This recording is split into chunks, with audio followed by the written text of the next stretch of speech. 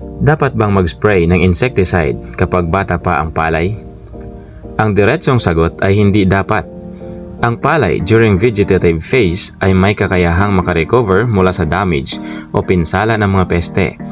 Ang paggamit ng pesticides ay hindi dapat ang unang option natin para kontrolin ang mga pesting insekto sa ating palayan. Ang una nating gawin ay suriin ang palayan at tingnan kung gaano karami ang mga pesting insektong umaatake.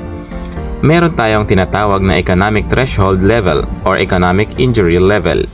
Kung nakikita natin na ang pesteng umaatake ay mas kaunti kaysa mga beneficial insects o mga kaibigang insekto, hindi dapat gumamit ng anumang insecticides dahil kayang-kaya silang puksain ng mga kaibigang insekto at malaki ang chance na makaka-recover ang palay mula sa pinsala dahil bata pa ito.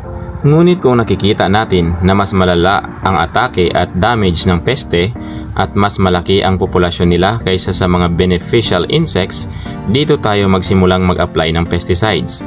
Ano ang dapat gawin para maiwasan ang pag-spray ng mga pesticides? Paramihin natin ang mga beneficial insects o mga kaibigang insekto dahil likas nilang kinakain at sinusugpo ang mga pesting insekto sa palayan. Halimbawa nito ay ang tipaklong. Kinakain ito ang mga itlog ng kuhol, leaf feeders, mga stem borer, atangya at mga leaf hoppers. Tutubing karayom. Gumagapang ito pataas para atakihin ang mga supling ng mga hoppers.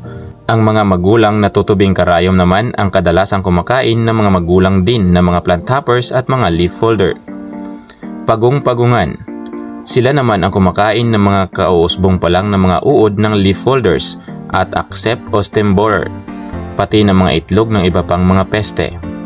Tandaan, pesticide should only be used as corrective measure during pest outbreaks.